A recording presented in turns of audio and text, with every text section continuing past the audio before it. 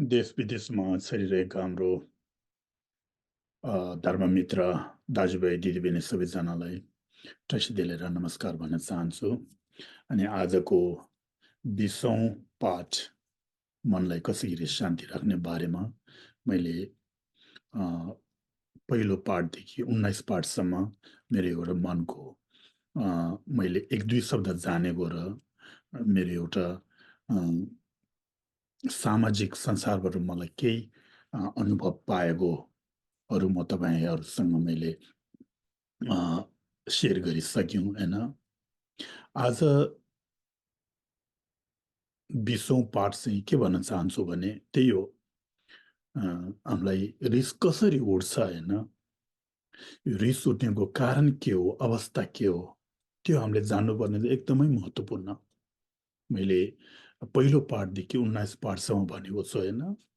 रिस उठ्ने अवस्था चाहिँ हाम्रो मनमा अ, यो के भन्छ लुगामा फोहोर लाग्छ नि, त्यस्तो लागिरहेको हुन्छ। त्यो फोहोर चाहिँ धुएर अ, लुगाको मैलो जस्तो अहिले धुएर अहिले सफा हुने होइन। किनभने त्यो मैलो चाहिँ हाम्रो पहिले हजारौँ वर्ष भनौँ कसो भन्नु हामी सयौँ वर्षदेखि आइरहेको मैलो र पहिलेको हाम्रो जन्म त्योभन्दा पहिलेको जन्म यस्तै गरी मैलो थाक लाइ आइरहेको हुन्छ। त्यो मैलो चाहिँ अहिले यहाँ यो जन्ममा हामीले साँचेको मैलो होइन। त्यो मैलो चाहिँ धेरै पहिलो जन्मदेखि साँचेर आएको मैलो। मैले के भन्न चाहन्छु भने हाम्रो एउटा रिस र राग, घमण्डी, अहङ्कार होइन यस्तो हुन्छ नि, त्यसको बिउ चाहिँ कस्तो छ भने हामीलाई धेरै पहिले जन्मदेखि हामीले साँचिरहेको छ। कारण चाहिँ के हो भने कारणलाई धेरै थरीको कारण हुन्छ।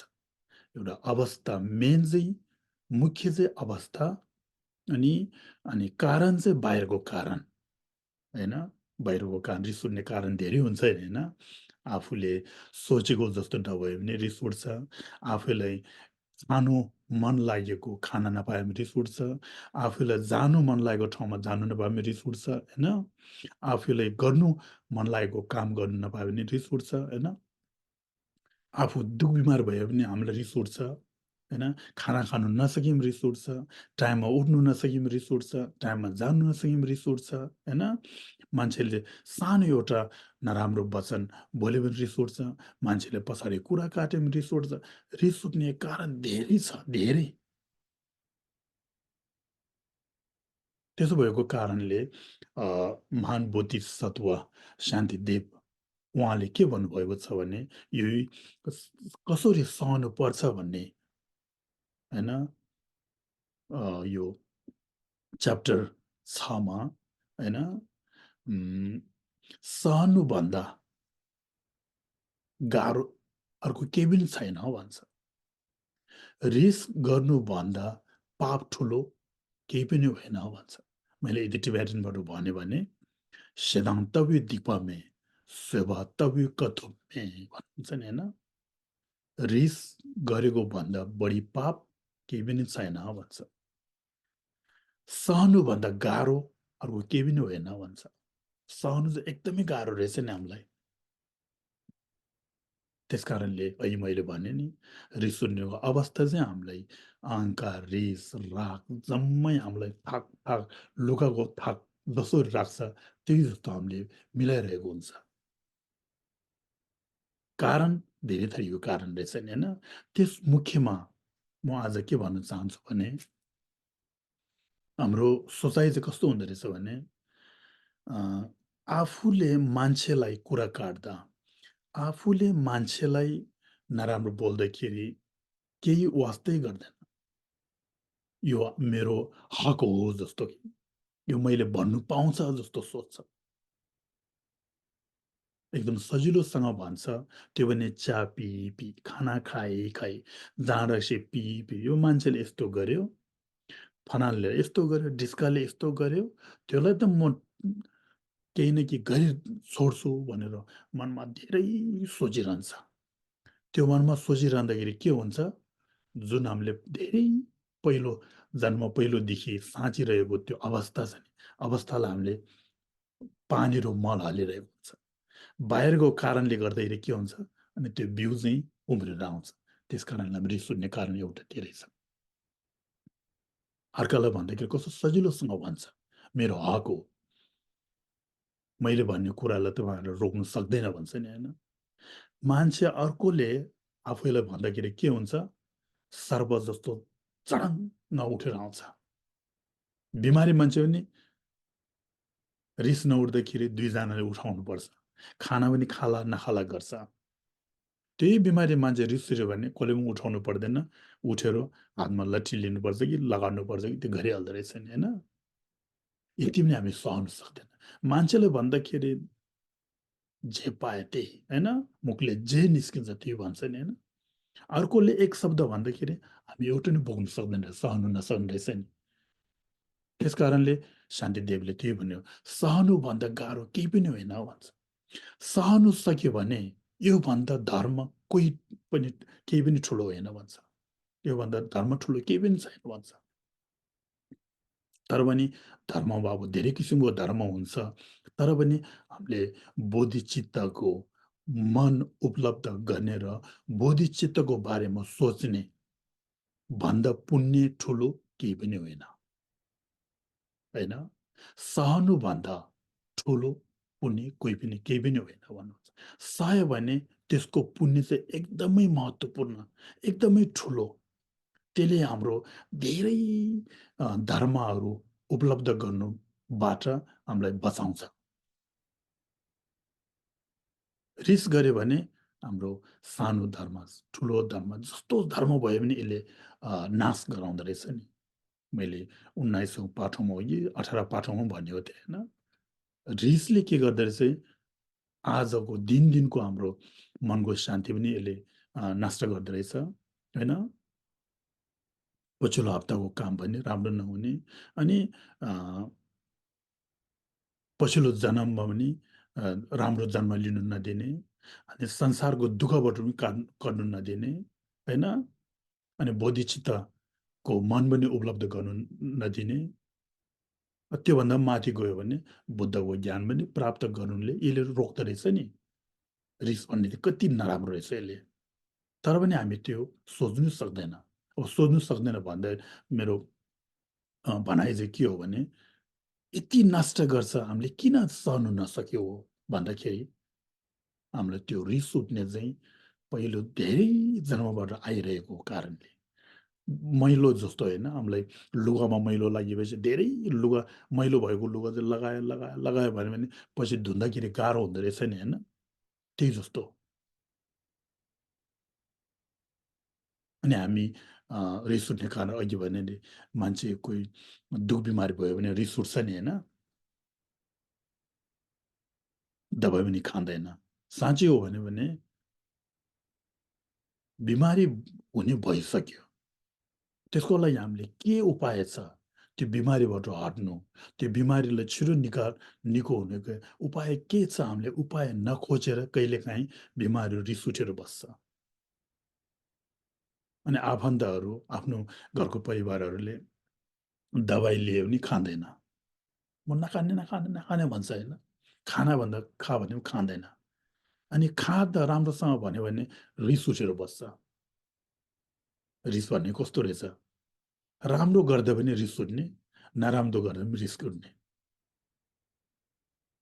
कारण चाहिँ के हो, आफ्नो स्वास्थ्य शान्ति नभएको कारणले होइन।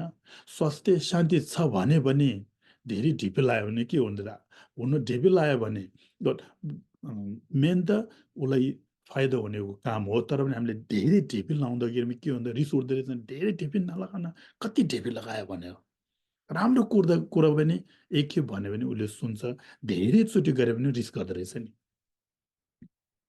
हाम्रो मनलाई जे गरे पनि रिस भन्ने चाहिँ झडङ यो के भन्छ, कोब्रा कोब्रा कोब्रा साँप, साँप कोब्रा जस्तो कि यस्तो गरी रहने के, कहाँबाट के आउँदो रहेछ भनेर हामीले चेक गरिबस्ने। अनि अहङ्कार आउने, डाहा गर्ने होइन? एउटा मान्छेले राम्रो गर्यो भने त्यसलाई रिस गर्ने, त्यसलाई डाहा गर्ने, होइन? अनि मान्छेले नराम्रो गरे पनि रिस उठ्ने, राम्रो गरे पनि रिस उठ्ने, नराम्रो गरे पनि रिस उठ्ने। हाम्रो मनलाई कसरी सम्हाल्ने? यो आउने कारण जम्मै के हो? रिसले गर्दाखेरि। एउटा कारण, बाहिरको कारण चाहिँ कारणै हो। मेन चाहिँ हाम्रो मनभित्र त्यो रिस उठ्नेको अवस्था, होइन?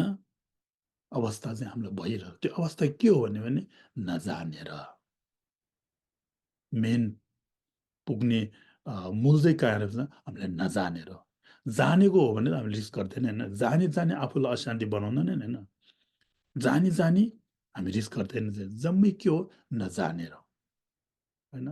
अब त्यो रिस भन्ने चाहिँ नराम्रो हो रहेछ भने कसरी जान्नुपर्छ भने हामीले पढाइ गर्नुपर्छ। गुरुबाट हामीले वाङ मात्रै थापेर होइन, होइन? वाङ थाप्नेको कारण के रहेछ, होइन? त्योभन्दा पहिले हामीले के सिक्नुपर्ने रहेछ? तान्त्रायाना भन्छ नि हामीले, होइन? तान्त्रायाना भन्ने, वाङ भन्ने चाहिँ तान्त्रायाना हो। हामीले एउटा सरल भाषामा भन्यो भने वाङ भन्ने चाहिँ कलेज, हाम्रो अब कस्तो भनौँ, कलेजतिर गयो जस्तो, या कलेजको पढाइ गयो जस्तो। कलेजमा जानलाई तल किन्डर गार्डनबाट हामीले सुरु गर्नुपर्छ नि। एक कक्षादेखि सुरु गर्नु पऱ्यो नि। हामीले एक कक्षादेखि सुरु गऱ्यो। एक कक्षा पनि पढेको छैन, 2 कक्षामा पढ्यो, 3 कक्षा, 4, 5, 6, 10 भित्रसम्मै पढेको छैन, होइन? एकैचोटि कलेज जानु खोज्छ हामी। अनि कहाँ जान्छौँ, होइन नि? कलेज जानुलाई 1 देखि 10, 11, 12सम्म पढ्नु पऱ्यो नि। त्यहाँबाट हामीले कलेज खोज्नु पऱ्यो। हामीले त्यो कलेज जानु खोज्छ, 1 देखि 12सम्म पढेको छैन। त्यही जस्तो एक्जाम्पल मैले भन्नु के खोजेको हो भने, यदि हामीले तान्त्रयानको पछि लाग्ने हो भने हामीले पहिले महायाना सूत्रको पढाइ गर्नु पर्यो नि। राम्रो के हो, नराम्रो के हो, पुण्य के हो, अनि धर्म के हो, अधर्म के हो, पाप के हो, धर्म के हो, हामीले त्यो कुरै जान्दैन। अर्को छोटो भाषामा भनौँ, छोटो सरल भाषामा भन्यो भने हामीले अब त्रिरत्न भन्ने चिनेकै छैन। कुन्छोसुम भन्छ नि बुद्ध धर्मसँग भन्ने चिनेकै छैन। बुद्ध धर्मसँग चिनेकै छैन। अनि बुद्धले त्यो तान्त्रयान कलेज पढ्नु जाँदाखेरि त अचम्मै हो नि। मैले पहिले कुन चाहिँ पाठमा भनेको थिएँ, गौतम बुद्धले गौतम बुद्धको ज्ञान प्राप्त गरेर उहाँले तान्त्रयानको टिचिङ दिएकै छैन। पहिले टिचिङ के दिएछ? 4 आर्य सत्य, सत्य, फोर नोबल ट्रुथ भन्छ नि। गौतम बुद्धले किन ज्ञान प्राप्त गर्यो, किन प्रवचन दियो? हाम्रो संसारको दुःखबाट कट्नुलाई हो नि। संसारको दुःखबाट कट्नु चाहने हो भने पहिले दुःख चाहिँ हामीले चिन्नु पर्यो नि। दुःख के रहेछ? दुःख चिनेर त्यो दुःख चाहिँ आउनेको कारण के रहेछ, अवस्था के रहेछ? त्यो दुःख आउने अवस्था र कारणबाट हामीले कट्नु सक्छै सक्दैन। यसलाई यो के भन्छ, झगडा गर्ने, यो नष्ट गर्नेको बाटो हामीलाई छैन। बाटो छ भने त्यो बाटो चाहिँ कुन चाहिँ हो? त्यो बाटोमा गयो भने हामीलाई के फाइदा हुन्छ भन्ने चाहिँ हामीले पहिले जान्नु पर्यो नि। त्यो जानेर मात्रै भएन, त्यो बाटो कसले देखायो? त्यो बाटो देखाउने मान्छेलाई हामीले विश्वास गर्नु सक्छै सक्दैन। विश्वास गर्यो भने त्यो मान्छेले गरेन भन्ने। त्यो बाटो देखाउने को हो? गौतम बुद्ध हो। अन्त गौतम बुद्धले देखायो भने हामीले विश्वास गर्नु सक्छ सक्दैन भने गर्नु सक्छ। गौतम बुद्ध त्यही बाटोमा गएर उहाँले बुद्धको ज्ञान प्राप्त गर्यो। त्यसकारणले हामीले त्यो मान्छेलाई, जुन हामीले बाटो देखाउने मान्छेलाई हामीले विश्वास गर्यो भने हुन्छ भन्ने एउटा अनुभव चाहियो नि, होइन? हामीलाई अनुभवै छैन त्यो बाटोमा कसो गरी जाने, बाटो देखाउने मान्छे को हो भने चिनेकै छैन। एकैचोटि माथि त्यो बाटोभन्दा पनि के भन्छ, कटेर उता कलेज जानु खोज्छ नि। त्यसै गरेर हामीले गौतम बुद्धको प्रवचनलाई एउटा महत्त्वपूर्ण नठानेर अनि गौतम बुद्धको प्रवचन भन्ने के हो हामीले चिन्नै नसकेर हामी अहिले संसारको दुःखहरू गर्नु नसक्ने कारण थियो। रिस आइरहने, राग आइरहने, अहङ्कारहरू, डाहा, मान्छेलाई नराम्रो भन्ने, आफन्तले केही राम्रो गर्यो भने एकदम राम्रो हो भन्ने, आफ्नो मन नपर्ने मान्छेहरूले केही राम्रो गर्यो भने राम्रो गरेन भन्ने, कस्तो रहेछ होइन? हिजो अस्ति मेरो चिन्ने साथीहरूसँग कुरा भएको थियो मैले। हाम्रो समाजमा के छ भने मान्छेले 100% मा होइन 100% मा 90% 99 99% राम्रो गरेको छ भने त्यो मान्छेलाई राम्रो गरेको भन्दै भन्दैन। 99% राम्रो गरेर 1% नराम्रो गर्यो भने ओ त्यो मान्छेले त यस्तो नराम्रो गरेछ भन्छ नि। मैले उदाहरण पनि दिएको थियो। सेतो लुगामा होइन सेतो लुगामा एउटा कालो दाग बस्यो भने हामीले के भन्छ आमामा लुगा जम्मै बिगारेछ भन्छ नि। साँच्चै हो भने त्यत्रो सेतो माकी छ नि एउटा थोपा मात्रै एउटा थोपा खसेर एउटा त्यहाँ कालो दाग लगायो मात्र हुन्थ्यो। कालो दाग एउटा कालो दागले त्यो लुगा जम्मै बिगारे सेतो लुगा जम्मै बिग्रेछ भन्छ। त्यही जस्तो त्यत्रो राम्रो गर्ने मान्छेले 99% राम्रो गरेको छ। एउटा पर्सेन्ट नराम्रो गर्दाखेरि त्यो मान्छे चाहिँ हामीले नराम्रो बनाउनु खोज्छ नि। हाम्रो समाज चाहिँ कस्तो छ? समाज कस्तो छ भने त्यो हाम्रो सोचाइ चाहिँ कस्तो रहेछ हामीले धेरै सोच्नुपर्ने रहेछ। त्यस कारणले मान्छेले काम गर्दाखेरि गल्ती हुन्छ, कुरा गर्दाखेरि गल्ती हुन्छ। गल्ती र सोचाइ कुन चाहिँ बढी रहेछ? उसले राम्रो कुरा गरेको चाहिँ धेरै छ भने त्यो गल्ती हुन्छ भन्ने, होइन? गल्ती भयो भने पो गल्ती भएको जान्यो भने पो त्यो गल्तीबाट हामीले सुधार्न सक्छ होइन? जम्मै ठिक छ भने हामीले सुधार्नु पर्दैन होइन? हामीले पढाइ गर्नु पर्दैन। बुद्धको प्रवचन सुन्नु पर्दैन, होइन? ठुल्ठुलो लामाबाट प्रवचन सुन्नै पर्दैन नि। त्यसो भएको कारणले हामीले जम्मै नराम्रो आउने कारण चाहिँ के रहेछ? नजानेर। नजानेलाई हामीले कसरी जान्नुपर्छ भने पढाइ गर्नुपर्यो, शिक्षा लिनुपर्यो। त्यसै कारणले परम पूज्य दलाई लामाज्यू र ठुल्ठुलो गुरुहरूले लामा गिसेहरू सबैजनाले के भन्छ भने पढ्नुपर्छ, पढाइ गर्नुपर्छ। पढाइ गर भन्दा टिबेटन सिक भनेको होइन। टिबेटन सिक्ने त्यसको त्यो सिकिसकेपछि गौतम बुद्धले दिएको मेन मूल शिक्षा के रहेछ? कसको लागि दिएछ भन्ने हामीले त्यो जान्यो भने अनि नजानेबाट हामी अनि बाहिर कट्छ। बाहिर गरिसकेपछि अनि जान्ने चाहिँ धेरै धेरै बढिरहन्छ। त्यो जान्यो भने रिसबाट अलिकता कम्ती हुन सक्ने, मान्छेको कुरा काट्नेबाट कम्ती हुन सक्ने, मान्छेलाई डाह गर्नेबाट कम्ती हुने। त्यो गर्यो भने आफूलाई शान्ति हुँदो रहेछ नि। अर्को मान्छेलाई डाह गर्यो भने त्यो डाह गर्ने मान्छेलाई थाहा पनि पाउँला, थाहा नपाउँला भने, होइन? थाहा नपायो भने अनि के उसले डाह गरेर के फाइदा? आफैलाई मन दुःख रहेछ नि, आफै मनलाई दुःख दिँदो रहेछ नि। यदि थाहा पाइहाल्यो भने दुईटा दुःख, त्यो मान्छे पनि रिस गर्छ, आफूलाई रिस। यता गर उता गर आफ्नै मनलाई अशान्ति बनाउँदो रहेछ नि। मान्छेको कुरा काट्यो भने के गर्छ हामीले, होइन? कुरा काट्यो काट्यो काट्यो काट्यो काट्यो होइन? अनि अर्को मान्छेलाई आफूलाई केही कुरा सानो तलमाथि भयो भने आफू रिस गर्दो रहेछ नि। हामीले यता गर उता गर बिस्तारै बिस्तारै सोच्यो भने होइन आफूलाई राम्रो गर्ने मान्छेलाई एकदमै राम्रो हो भन्छ होइन? आफूलाई नराम्रो गर्ने मान्छेलाई एकदमै नराम्रो हो भन्छ। जम्मै राम्रो र नराम्रो, शत्रु र मित्र भन्ने चाहिँ आफूमाथि भर पर्दो रहेछ नि। आफूलाई राम्रो गर्यो भने यो मेरो मित्र हो, आफूलाई नराम्रो गर्यो भने यो मेरो शत्रु हो भन्ने। हाम्रो अ, इङ्ग्लिसबाट सेल्फ सेल्फिस भन्छ नि होइन? इको भन्छ नि। मभन्दा कोही पनि होइन भन्ने। मभन्दा कोही पनि होइन भनेपछि अर्को मान्छेहरू त मान्छेको त्यो अ, सोचाइ नभएको के? आफू एकजना हो, अर्को कतिजना छ? साँच्चै हो भने सोच्नुपर्छ नि होइन? भोट हाल्यो भने 1 जना र 2 जना को जित्छ भने 2 जना जित्छ नि होइन? अनि आफू र अर्कोभन्दा अर्को कति हो, कति हो? हामीले त्यो सोच्नै सक्दैन। त्यस्ता त्यस्ता कुराहरू सोच्नुलाई हामीले पढाइ गर्ने, होइन? लामा गेसी खेम्बो आफ्ना अब त्यो पढाइ गर्नु सिक्नुलाई लामा गिसे खिम्बो ठुलो लामो हुनु पर्दैन होइन? आफन्तभित्र पनि शिक्षा लिने धेरै हुन्छ, होइन? आफन्तबाट आफ्नो साथीभाइ, इष्टमित्रबाट शिक्षा लियो भने त्यो चाहिँ एकदम सजिलोसँग जान्छ के।